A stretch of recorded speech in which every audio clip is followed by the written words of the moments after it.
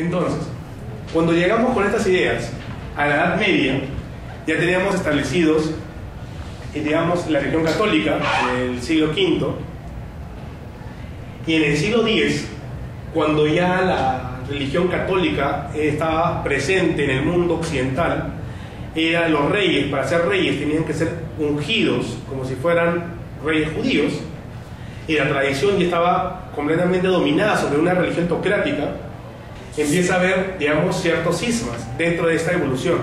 Como la humanidad en esta época, en este momento, no tenía ni internet, no tenía televisión, no tenía radio, no tenía publicista, no había chasqui, o sea, no había forma de que un extremo de un lado y otro se comunicara. Es más, Europa de por sí, la parte norte tiene pantanos, es montañosa, muchos bosques, hay diferentes rutas que se van tropezando, y la única ruta existente y viable eran los caminos romanos, que hasta ese tiempo duraban, pero quienes viajaban el comerciante, que poco le importaba la fe de la gente, sino cuánta plata le podía cobrar a la gente, y los militares. Entonces, el campesino, la gente de campo, esa gente que era descendiente de gente anterior que había estado en Irlanda, que tenía su propio culto, la gente, o sea, el culto celta, la gente de Escocia con los pictos, los bretones con los habitantes anteriores que eran los milicianos, la gente de las Galias, que es Galicia y los galos, forman parte de la sociedad, digamos, céltica, la comunidad céltica, y junto con los helvéticos, que era parte de Alemania. Todos esos pueblos que estaban separados, incomunicados, y que tenían, digamos, en los caminos militares y comerciantes, que solo llevaban una sola palabra, que era la palabra del catolicismo. Cuando el libro y la imprenta aún no existía, y solamente existían manuscritos, y el conocimiento, y en vez de ser resguardado por unos pocos, en estos casos en los monasterios, sucede algo. Ellos querían aún revivir y seguir sirviendo a sus dioses antiguos, ¿no? Al dios Dionisio, Pan, Cernunnos o Hermes, ¿no? Que eran dioses que mostraban la fertilidad de la casa y todo lo que significaba su pasado. Y por ende, la Iglesia Católica dice, bueno, estos campesinos, en latín paganus, estos paganos deben empezar a obedecer la voluntad de Dios. Entonces empezaron a asimilar a su propia gente para que sean, digamos, los portavoces de esta religión, pero haciendo ¿qué? San Jerónimo tomaría una figura que se llama de Hasatán, que es el oponente en la Biblia, en el Antiguo Testamento, y establecería que existe un solo, digamos, monarca del mal, que es el que retó a Yahvé, que es Lucifer, que en realidad ni siquiera se puede decir que es un ente que se rebeló ante Yahvé. Hay muchas teorías sobre el tema. Una de ellas te habla de que en realidad Lucifer es un ser que venía a probar la fe y la creación de Yahvé, y que trabajaba en ese sentido para perfeccionalizar. Porque también Lucifer significa la luz del alba, también significa aquel que es el portador de luz, es decir, el que da conocimientos.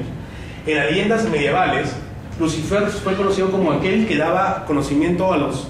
brujos, a los magos, a los curanderos, a los sanadores. Pero San Jerónimo dice, ok, como en el Antiguo Testamento se le llamaba a otros dioses, como Belcebú, Baal, Melec, se le llamaba demonios, porque eran otros dioses que no eran el dios Yahvé,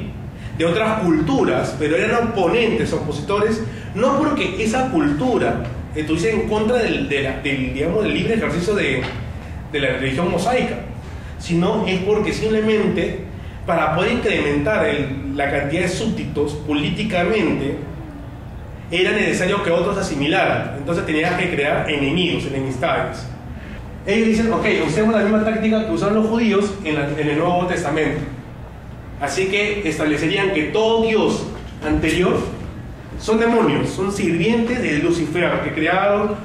para poder, digamos, corromper a la humanidad y retirarlos del mundo de la santidad del catolicismo. Y ante esta figura, cogen esta figura que era común justo por todo el norte de Europa, y lo convierten en esta imagen que tenemos acá, que es el macho cabrillo, conocido como Satanás. Lucifer, Luciferum, o todos los nombres que le pueden poner. Y estas celebraciones que se hacían en el día de la fertilidad en Beltane, donde las personas corrían desnudas, pintadas de rojo, con fuego, haciendo el festival del fuego, pasó a ser convertido en el aquelarre, un lugar donde se practicaba la orgía, era pecaminoso, se sacrificaban menores y etc. Entonces, este paganismo medioevo tuvo dos vertientes. Las personas más cultas de la época, que eran pocos, empezaron a decir, bueno, en lo que iría atrás, si nosotros como iglesia conservamos la filosofía griega, romana, algunos textos o filosofía de otros pensadores que no eran católicos y forman parte del bagaje, digamos, intelectual, no del pensamiento y razonamiento sobre la existencia de Dios, para justificarlo y argumentarlo ante otros intelectuales que estuviesen en contra. En esa visión, ¿ellos qué hacen? Crean una visión, digamos, crean una visión opuesta. Y la corriente, que se llamaría luciferina, diría, ok, nosotros, vamos a tomar este símbolo para poder aún recuperar a todos nuestros dioses, pero eso sí, vamos a mezclar todas las creencias de todas las regiones, sean helvéticas, galas, gallegas, célticas, nórdicas, pictas, todas estas visiones, vamos a fusionarlas en un solo conocimiento. Y empieza a existir, digamos, una contracorriente, que también citarían en muchos casos, no solamente a los filósofos griegos, sino también a este personaje que es conocido como Hermes Trismegisto. En latín, Mercurius Ter Maximus es conocido como aquel que da los principios universales sobre la existencia, quien tuvo la oportunidad de hablar con Dios. Se pensaba que Hermes Trismegisto pudo haber sido el patriarca Enoc, quien caminó con los dioses, según el Antiguo Testamento. Pero nosotros conocemos de este personaje en sí gracias al Corpus Hermeticum, que llegó a través de los Medici en el siglo XV, 1463. Sería traducido del griego y el antiguo latín al latín moderno de ellos en su época a través de Ficino,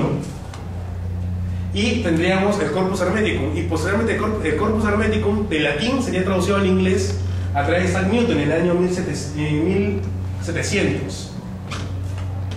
Sí, 1700. Isaac Newton, como ya la mayoría sabe, fue después uno de los grandes científicos físicos que hablaba de la gravedad, estableció varias leyes y además fue presidente de la Real Society, que era una institución de gente adinerada que auspiciaba toda investigación científica, junto con la Real Academia de la Ciencia de Francia. La Real Society es de Inglaterra. Pero ellos encuentran algo en común, que ya desde antes Hermes Trismegisto y algunas frases eran citadas por Cicero, por Plutarco, por Lámblico. Estos son ya Alberto Magno y San Cipriano, que eran dos sacerdotes que en un momento se retiraron de la iglesia, digamos, que aprendieron el conocimiento del hermetismo y aparte de esta filosofía luciferina, y posteriormente regresan a la iglesia, descubriendo el poder o, digamos, el milagro de la vida. De ahí está otros pensadores como San Agustín de Hipona, Joan de Pico de la Mirándola, quien también establecería en sus estudios teológicos sobre el tema de Hermes Trismegisto como la visión que existía desde antes en un monoteísmo, cuando hablaba de todo este universo mental, que todo es un mundo panteísta. En las épocas modernas, digamos, continuaron ya Fulcanelli, Eliphas Levi, digamos, acá justo en la época de los Medici estaba Leonardo da Vinci,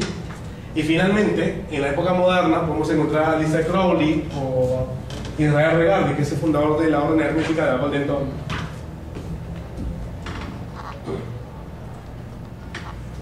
La filosofía hermética establecía en el Corpus Hermeticum, que es el cuerpo de los tratados de Hermes, varios diálogos entre él y la inteligencia llamado Poimandres, él y su hijo Tat, él y su alumno preferido, el que sería el sucesor del hermetismo, Asclepius. Después los diálogos entre Isis y Horus, y en todos estos temas reflejaban diversos principios que ya en el siglo XIX a finales del siglo XIX y comienzo del siglo XX, un grupo de personas, estudiantes de teosofía y tipos de filosofía, decidieron crear con un anónimo llamado Tres Iniciados este libro que se llama Lex Kybalión, que es el contenedor. El que Lenin establece en un resumen todo lo que, digamos, casi 2000 páginas de tratados establece en unas cuantas páginas, que establece 7 principios universales, basados también en la tabla Esmeralda, que sería otro de los componentes de la alquimia, o el secreto de la transmutación, que se refiere a transformar algo que es indeseable o algo primario en algo, un producto valorable, o el oro. En esa frase también vino lo que sería el vitriol, ¿no? Visita el interior de la tierra, rectifica investigando lo que oculta la piedra. Es decir, encontrar algo adentro de algo, buscar que dentro de una piedra, dentro de un objeto, dentro de una persona, debe existir algo bueno, porque todos somos, digamos, tenemos muchos defectos, pero tenemos pocas virtudes. Resaltemos las virtudes y quitemos los defectos. La transmutación se logra a través de un proceso que se van a basar sobre los 7 principios y en parte sobre el corpus hermético. Y esta visión, que al comienzo comenzó como un tema científico de cómo transformar el plomo en oro, fue procesándose en un aspecto filosófico por la disciplina que generaba, por el tema en cómo es que ellos van a empezar a transmutar su propio ser, cómo están transformándose por su propia disciplina que van adquiriendo. Entonces, esta visión filosófica hermetista, cuando se fusiona con el neopaganismo, que es el paganismo de esa época, que es el luciferismo, como tendencia contrapuesta al catolicismo que te cerraba y te decía, tú no puedes pensar más allá que Dios, tú no puedes relevarte a las ideas de Dios, o en sí a las ideas de la Iglesia Católica Apostólica Romana, como no te puedes sublevar a esto, este grupo de movimientos empezó a guardarse en sociedades secretas y místicas, como podemos conocer a los templarios, que después de que fueron, digamos, que fueron ejecutados, quedaron aún sus rezagos en algunas personas que continuaron la tradición, pero en secreto, pero ya no como un orden militar, sino como un orden filosófica y espiritual. Otros serían los Illuminatis, que son, digamos, una facción que no se unió a la masonería, pero tenían también visiones políticas y esotéricas. La masonería, que primero comenzaría como pequeños grupos, en tabernas, en agrupaciones de gente adinerada, y poco a poco serían reunidos por algunos tipos de mecenas para constituir las logias, y quedaron al final con la Constitución de Anderson en el año 1786, si no me equivoco, no, 64, antes de la Revolución Francesa, quedaría la dos logias de Inglaterra, ¿no? El rito escocés, el rito sentado, y el rito de York, que confluyen ambas en un solo rito, que es la Gran Logia de Inglaterra. Y otro grupo sería la Rosacruz, que también tendría filosofía hermética dentro de su contexto, tendría una visión algo cristiana en el tema del contexto de cómo llegar a ser una persona perfecta o una persona adecuada hacia la humanidad,